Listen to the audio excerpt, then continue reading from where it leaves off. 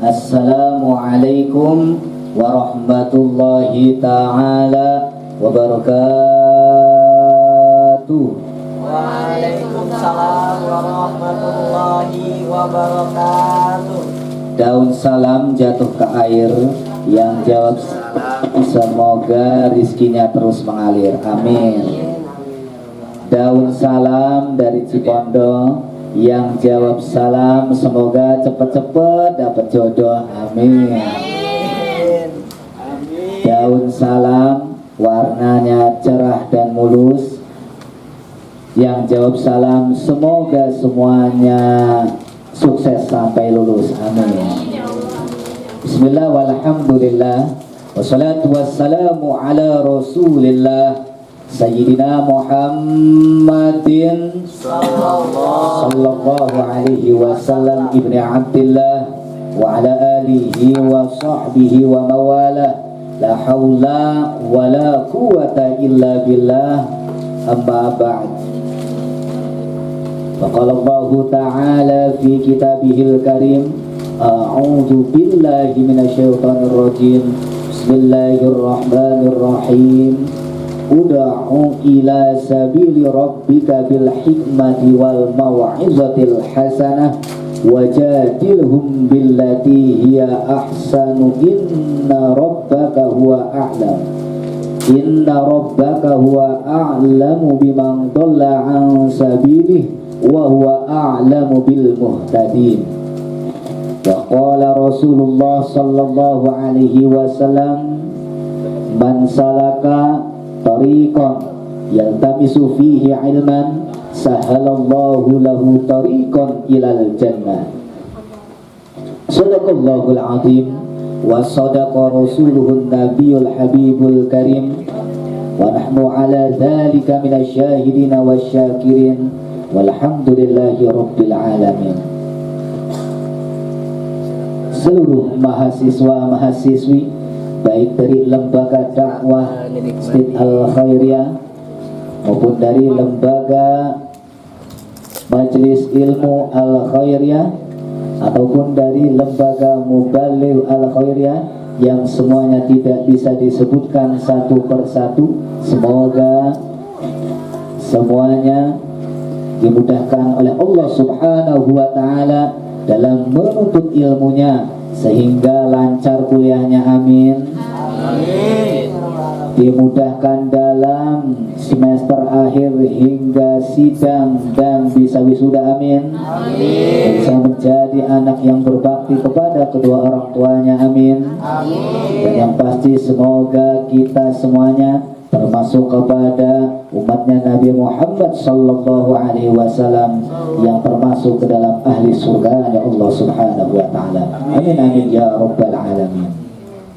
Segala puja dan puji syukur kehadirat Allah yang maha ghafur atas segala karunia limpahan nikmat yang tak terhingga dan tak terukur.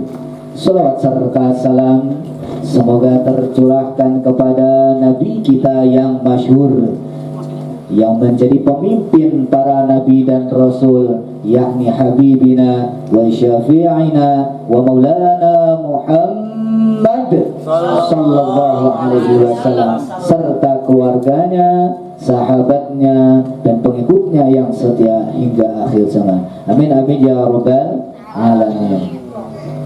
Seluruh mahasiswa-mahasiswi yang insya Allah muliakan, alhamdulillah kita masih bisa berjumpa, bisa bermuajahah dalam kesempatan yang sama, di majlis yang sama, yang insya Allah semoga majlis ini dirahmati, diberkahi oleh Allah Subhanahu wa ta'ala, sehingga duduknya kita di sini bukan hanya saja sekedar duduk semata, tapi duduk yang diridhoi Allah, yang Allah catat lipat gandakan pahala kita, dan Allah catat amal ini sebagai dasar bahwa persaksian kita bahwa kita menuntut ilmu dan dengan mengharap ridha Allah Subhanahu wa ta'ala. Alhamdulillah, pertemuan yang kedua ini dihadiri oleh banyak mahasiswa kurang lebih ada 1000 mahasiswa dikurangi 950 mahasiswa. Alhamdulillah di pertemuan kedua ini kita akan 2 sesi. Sesi pertama penambahan materi bagaimana kita menjadi mubaligh yang handal, bagaimana kita menjadi pendai yang handal. Bukan pendaki ya, pendai. Awas, hati-hati, jangan salah mendengarkan mentang-mentang mata mengantuk, pikirannya sedang gerasa gerusuk, dalam artian tidak fokus ya, hingga akhirnya salah terdengar yang harusnya pendai malah pendaki ya.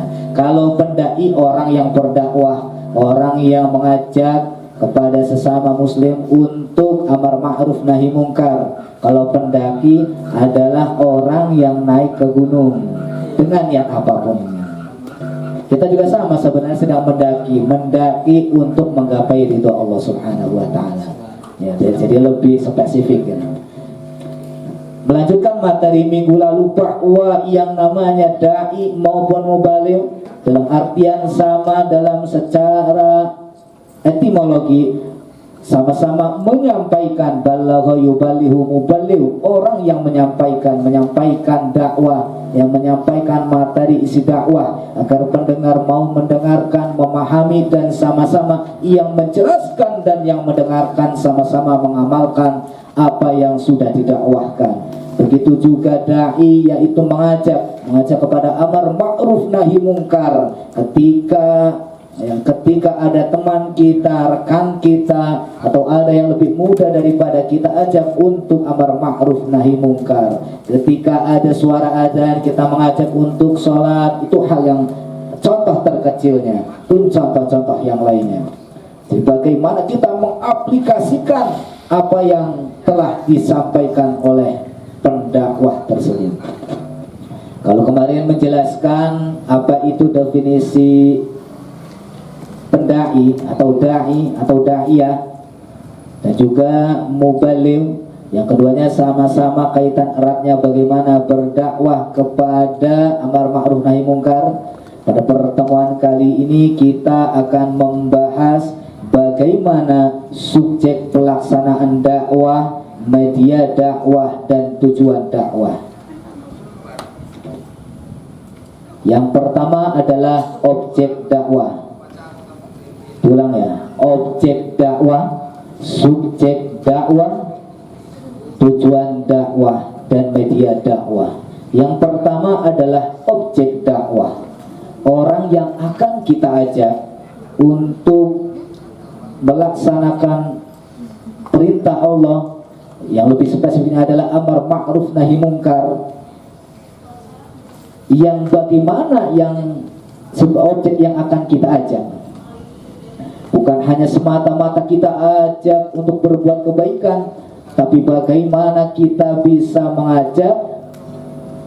Dan inti dari sebuah dakwah adalah sama-sama untuk mengaplikasikan apa yang telah disampaikan.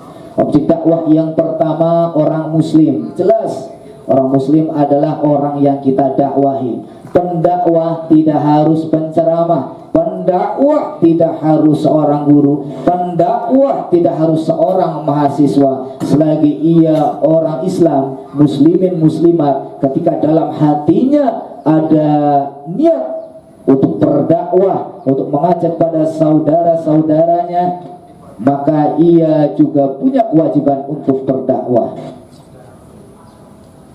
Bukan hanya penceramah yang di televisi, di podium.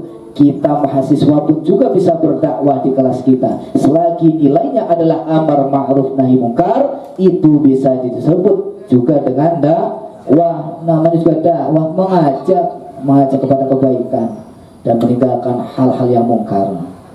Yang kedua, tadi pertama orang muslim jelas, karena kita sesama muslim ya. Sesama muslim adalah saudara, dan kita kalbunyan ya, seperti bangunan yang dimana kita itu harus saling menguatkan dengan cara berdakwah. Ketika saudara kita sesama muslim sedang lalai, sedang tidak ingat waktu sholat sedang tidak ingat bahwa ia belum melaksanakan kewajibannya, kita sebagai rekannya mengingatkan ia untuk sholat, itu juga disebut dengan berdakwah. Dan contoh-contoh yang lainnya. Yang kedua, yang sudah mengerti dan mengamalkannya, dalam artian sudah pasti objeknya adalah, kalau dalam ilmu fikih itu tamyiz, ya. Tamyiz itu faham, ya. Objek yang kedua adalah yang sudah mengerti dan mengamalkannya, sudah faham. Jadi objek yang kedua adalah orang yang sudah paham.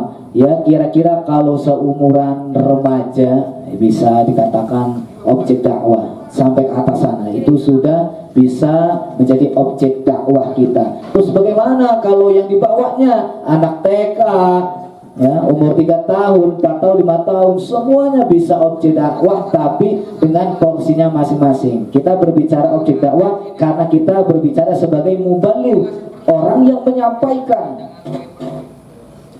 Kalau TK, umur TK atau SD, kita diajak dakwahnya dengan dakwatul hal, ya, berdakwah dengan uswatun hasanah.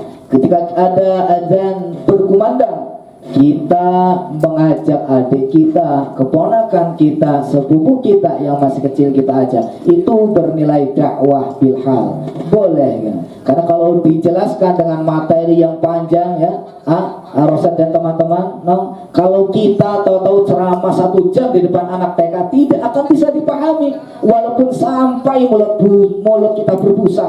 Assalamualaikum, ya, di depan anak TK-nya mudah untuk dicerna, karena mereka dakwahnya lebih condongnya adalah dakwah bil hal.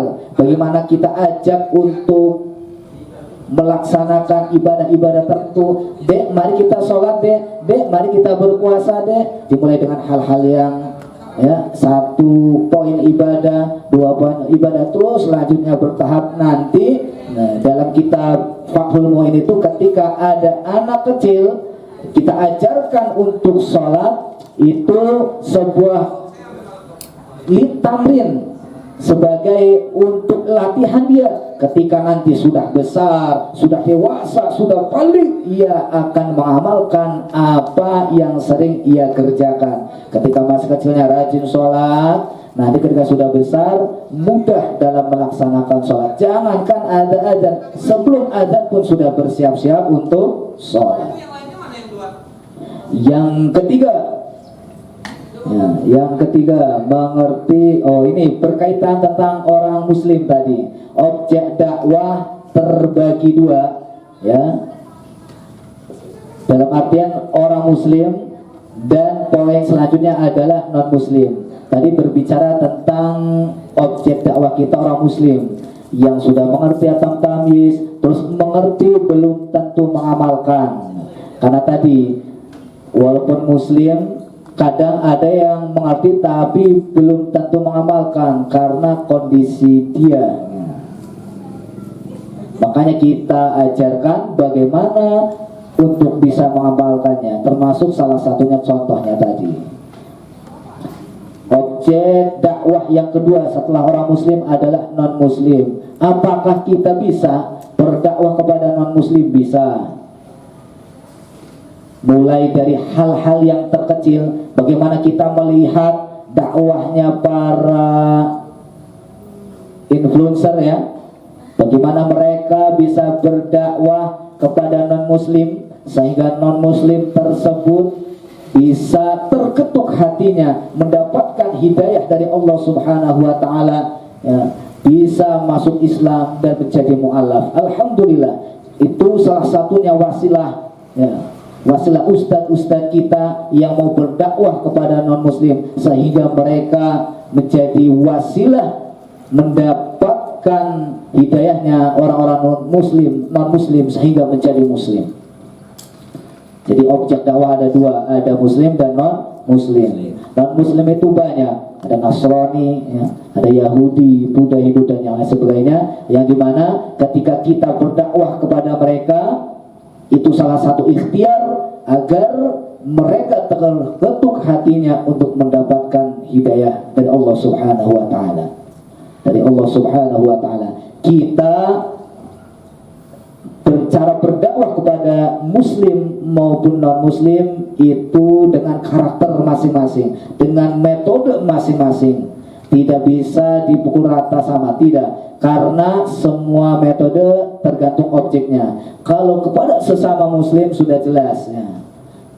Kita mengajak kepada amar ma'ruf nahi mungkar, mereka paham, bisa saling mengerjakan, sama-sama mengamalkan, sama-sama mengaplikasikan apa yang sudah disampaikan, itu sudah jelas. Kalau kepada non muslim harus step by step, harus bertahap demi bertahap. Yang sederhana dulu ya, kita mengajak mereka, misalkan contoh seperti influencer yang di sana ya, yang sudah bisa mengajak para non muslim mendapatkan hidayah dan masuk Islam. Mereka secara bertahap, ada yang tadinya mengajak sedekah bersama sehingga mereka non muslim terketuk hatinya untuk masuk Islam. Kan itu adalah salah satu marwah yang baik untuk kita. Ketika orang Islam ya terlihat baik, punya akhlakul karimah, terlihat uswatun hasanah, bisa menjadi panutan, dan muslim melihat orang Islam seperti itu terketuk hatinya dan ya menjadi wasilah untuk masuk Islam. Itu objek dakwah. Yang kedua, subjek dakwah atau pelaksanaan dakwah. Pelaksanaan dakwah adalah setiap orang muslim baik secara pribadi ataupun organisasi. Kita di lembaga ini salah satu bentuk dakwah ya, bentuk subjek dakwah yang bersifat organisasi, yang bersifat kelompok, mengajak untuk kepada kebaikan, amar ma'ruf nahi mungkar kepada sesamanya. Ingat bagaimana pernah Sayyidina Ali bin Abi Thalib mengatakan bahwa al-haq bila nidon yaghlibuhul batil bin nidon. Ketika kebenaran tidak terorganisir, maka ia akan kalah dengan kebatilan yang terorganisir. Kalau kita organisasi BLDK, Mubalik dan semua organisasi-organisasi dakwah mau berdakwah secara kafah, secara menyeluruh, secara binidom, secara terorganisasi, insya Allah nilai dakwah yang disampaikan, nilai dakwah yang diorganisir, insya Allah akan tercapai tujuan kita.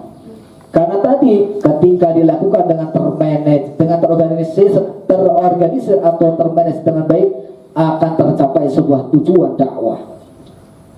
Sebaliknya, ketika keburukan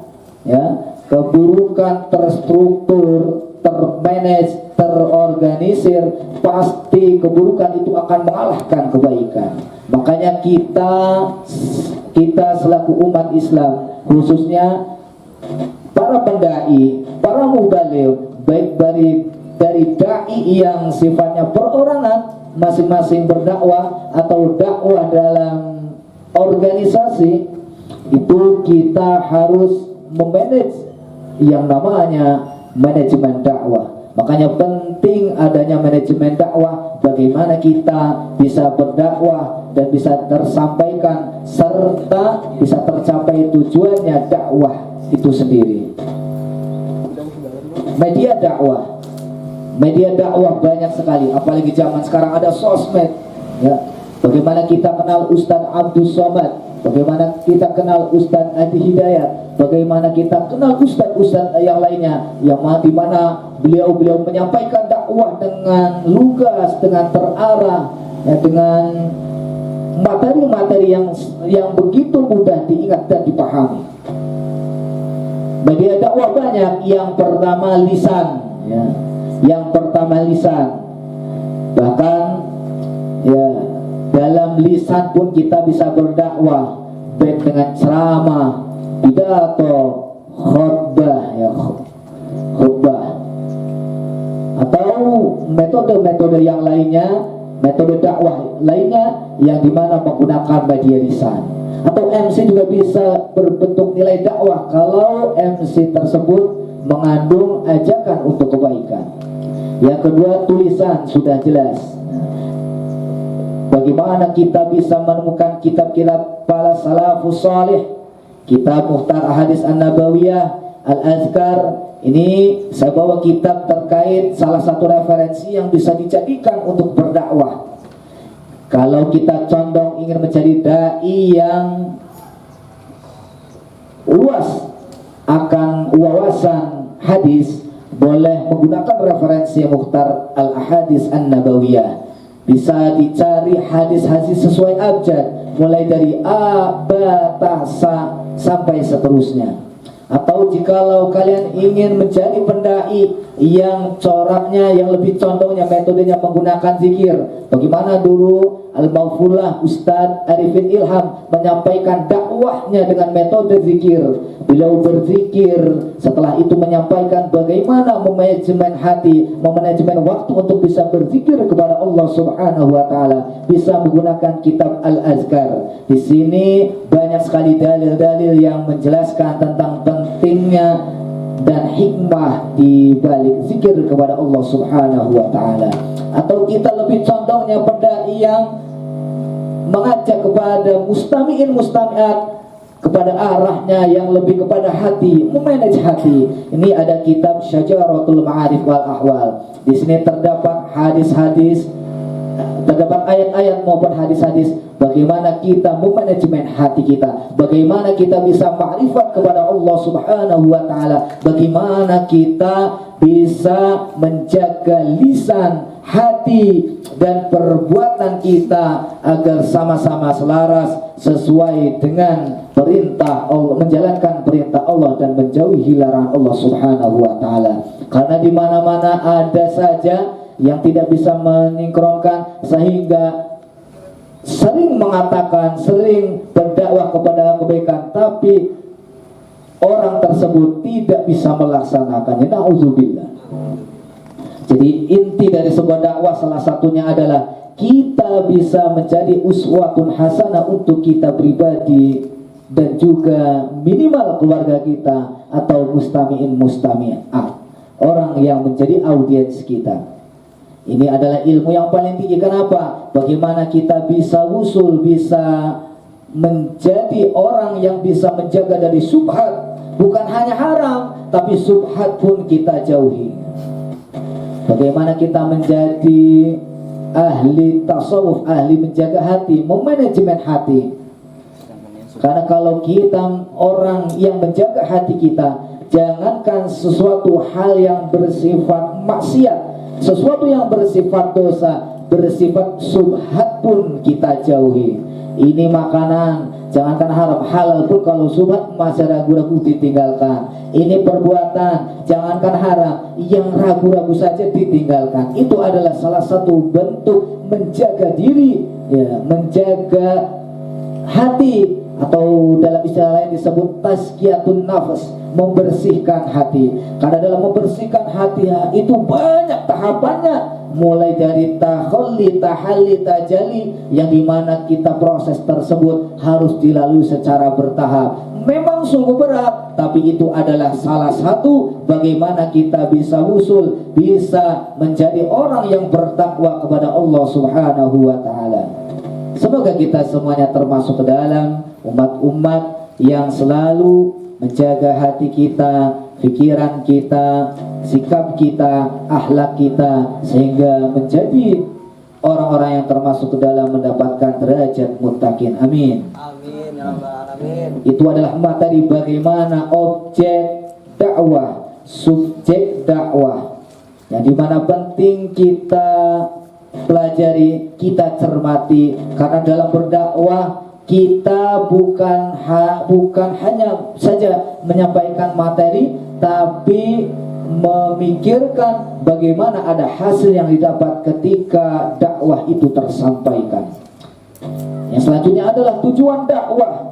Tujuan dakwah itu sangat banyak sekali. Yang pertama, mengajak manusia agar menyembah Allah Subhanahu wa taala, sebagaimana Allah Subhanahu wa taala berfirman, A'udzubillahi minasyaitonir rajim, wa'budullaha wa la tusyriku bihi syai'a. Sembahlah olehmu Allah, janganlah kamu mempersekutukannya dengan sesuatu. Ini adalah salah satu contoh ayat dari banyak ayat berkaitan perintah tentang ibadah atau menyembah Allah Subhanahu wa taala. Kita sebagai manusia, salah satu kewajiban kita adalah menyembah kepada Allah Subhanahu wa taala tanpa mempersekutukannya, tanpa menyembah yang lainnya, yaitu yakni kita hanya menyembah Allah Subhanahu wa taala. Qul huwallahu ahad, Allahus samad. Ya, Allah yang Maha Esa. Kita hanya menyembah kepada Allah yang Maha Esa. Kalau ada bahasa Esa, berarti tidak ada yang kedua, ketiga, keempat, kelima, dan seterusnya. Karena Allah Maha Esa dan tak terbilang. Makanya kita tidak boleh mempersekutukannya. Pak, bagaimana kalau kita kalau kita saking kecewanya dengan takbir, padahal itu sudah dituliskan oleh Allah Subhanahu wa taala, sampai-sampai karena iman kita tipis, kita mengeluh.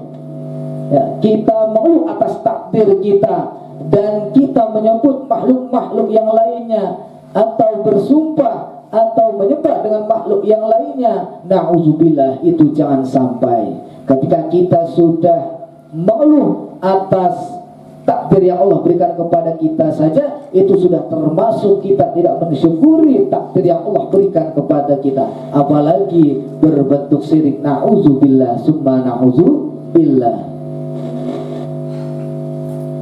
Yang kedua, mengajak manusia agar ikhlas beragama. Wa ma umiru illa liya'budullaha mukhlishina lahuddin. Padahal mereka tidak disuruh kecuali untuk menyembah Allah dengan memurnikan ketaatan atau ikhlas kepadanya, yakni kepada Allah Subhanahu wa taala. Bagaimana kita berdakwah itu murni karena Allah. Yang namanya juga ikhlas diambil dari kata kholasa, atau ikhlas itu wajan akrama yukrimu, akhlasa yukhlisu, ikhlason, ya, ikhlas bersih, kholasa bil mujarodnya, jadi bersih, tidak ada sifat apapun yang terpendam dalam hatinya ketika menyembah Allah Subhanahu wa taala. Bukan karena ingin dipuji, bukan karena ingin dilihat makhluk, bukan ingin dilihat calon mertua, ya, bukan ingin dilihat oleh calon kekasih. Pokoknya bukan karena makhluk, tapi murni lillahi ta'ala, karena Allah Subhanahu wa ta'ala. Makanya ketika kita sholat, ujungnya adalah makmuman lillahi ta'ala, karena Allah Subhanahu wa ta'ala, bukan karena yang lain. Itu adalah tujuan dakwah, mengajak manusia agar ikhlas beragama. Makanya memang luar biasa hati itu, ya. Innamal a'malu bin niat. Segala sesuatu tergantung kepada niatnya. Kalau hatinya, niatnya ikhlas karena Allah, insya Allah Allah mudahkan untuk kita. Tapi kalau kita niatnya bukan karena Allah, karena makhluknya dan karena yang lainnya, ya, jangankan tujuan kita dapat, pahalanya pun tidak dapat sama sekali. Yang ketiga, mengajak manusia untuk menerapkan hukum Allah di muka bumi secara utuh. Itu salah satunya. Mangkana imanan, atau mangkana yaumuhu khairan min amsihi fahuwa rabih. Ya, itu terkait amal. Bagaimana kita meningkatkan amal? Barang siapa yang berdakwah, ya, ketika ia hari ini dengan hari kemarin sama saja, berarti ia tidak bisa memanfaatkan nilai dakwahnya. Jadi kita harus bisa meningkatkan amaliyah kita. Sebagaimana tadi hadis, mangkana yaumuhu khairan min amsihi fahuwa rabih. Kalau hari ini lebih baik dari hari kemarin, berarti ia termasuk orang-orang yang beruntung, orang-orang yang baik, orang-orang yang termasuk ke dalam orang yang benar. Keberhasilan dakwah harus memperhatikan yang pertama, argumentasi yang kuat. Argumentasi yang kuat bagaimana? penyampaian yang sungguh lugas, yang kuat akan referensi, yang kuat akan penyampaian, yang kuat akan isi materi yang kita sampaikan. Yang kedua, susunan kata yang seksama, al-asalibul hakimah. Susunan kata yang sama, susunan kata yang tertata rapi. Kalau kita berdakwah, jangan lupa harus menyesuaikan susunan dakwah, susunan ya, penyampaian. Yang pertama sudah jelas salam, setelah itu khutbah atau pendahuluan, ya bisa diucapkan dengan berbagai macam versi lafaz. Misalkan yang sudah biasa didengar, alhamdulillahirabbil alamin wassalatu wassalamu ala sayyidina Muhammadin khatamin nabiyyin wa ala alihi wa sahbihi ajma'in, amma ba'du. Bisa itu atau lafaz yang lainnya, yang penting mencakup khutbah memuji Allah dan salawat kepada Nabi Muhammad sallallahu alaihi wasallam serta keluarganya dan sahabatnya. Setelah itu baru isi materi, setelah isi materi penutup dan lanjut doa serta salam. Adapun di luar itu boleh sebagai bumbu-bumbu dakwah. Ya silahkan mau dengan metode apapun. Ada yang menggunakan metode pantun, ada yang menggunakan metode kata-kata indah, ada metode khusus ya, sesuai dengan potensi dan kelebihan masing-masing. Yang penting bagaimana caranya mustami'at mampu memahami dan mengaplikasikan apa hal yang sudah kita sampaikan.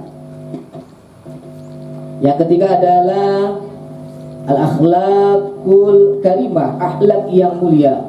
Jadi kita harus mengutamakan akhlak yang mulia, uswatun hasanah. Jangan sampai kita menjadi pendai, mubaligh, tapi tidak sinkron antara ucapan dan pelaksanaannya.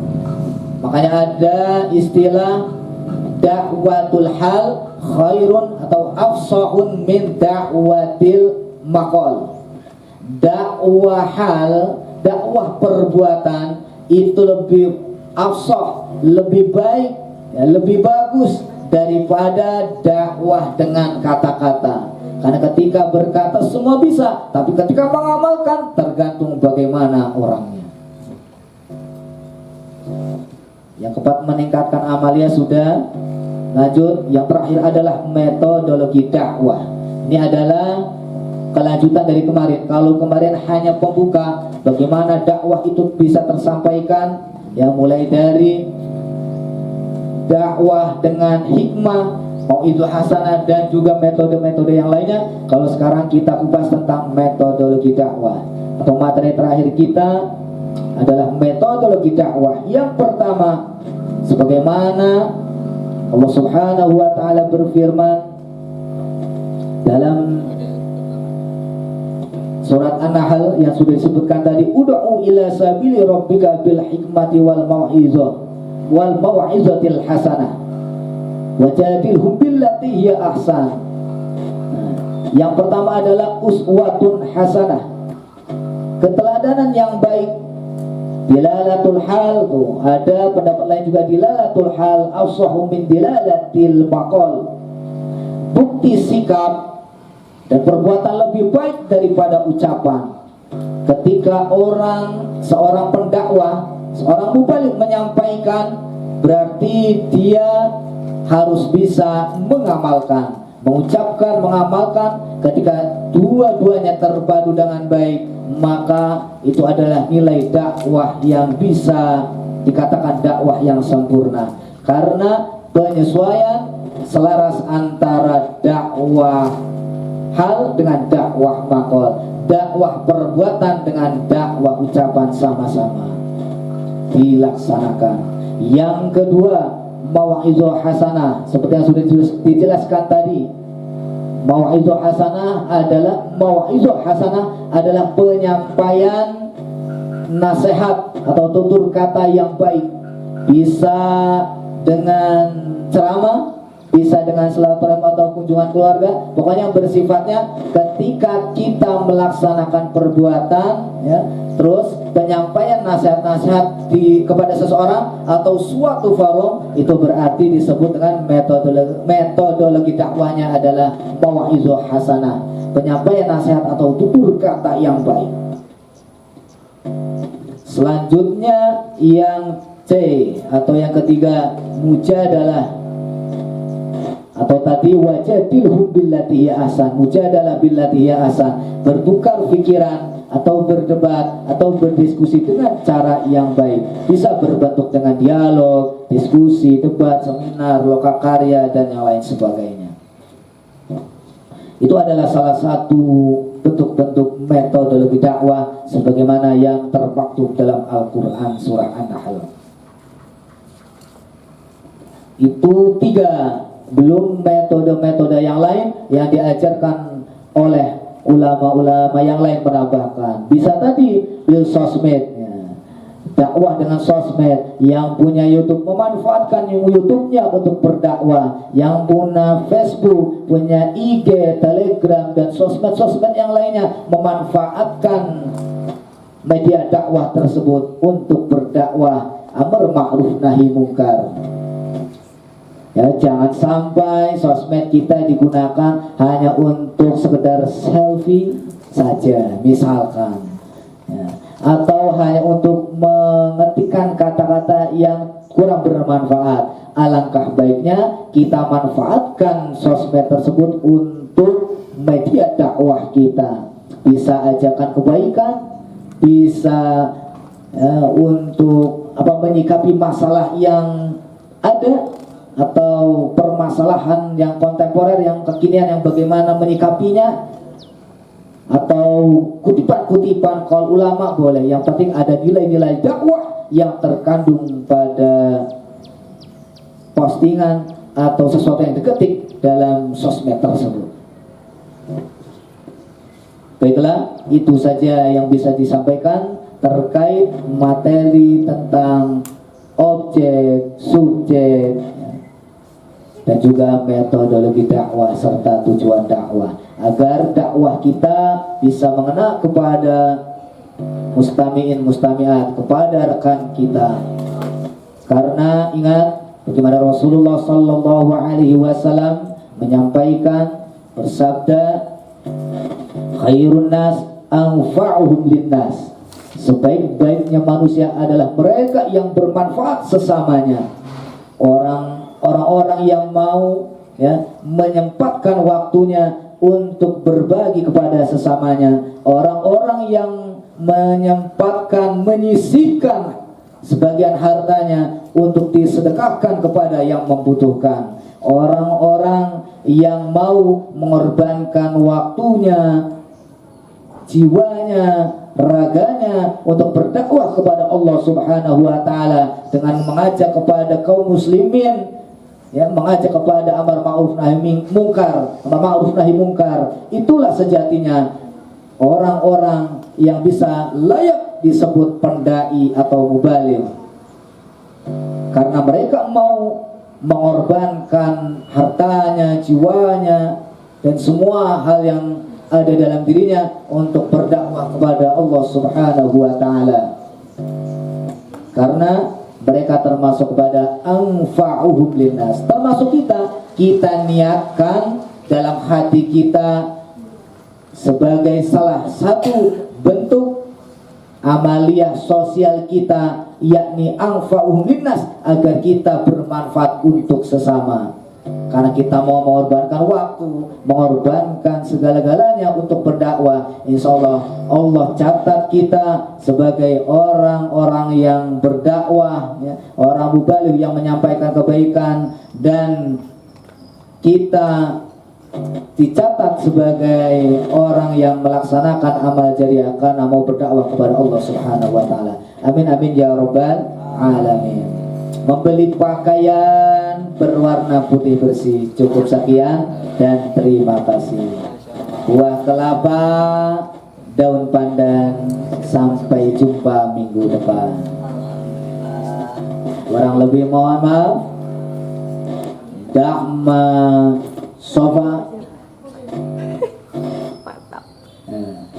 Da'ma yaribuk ila ma la yaribuk. Mohon maaf, da'ma yaribuk ila ma la yaribuk. Wallahul muwaffiq ila aqwamit thariq. Wassalamualaikum warahmatullahi taala wabarakatuh.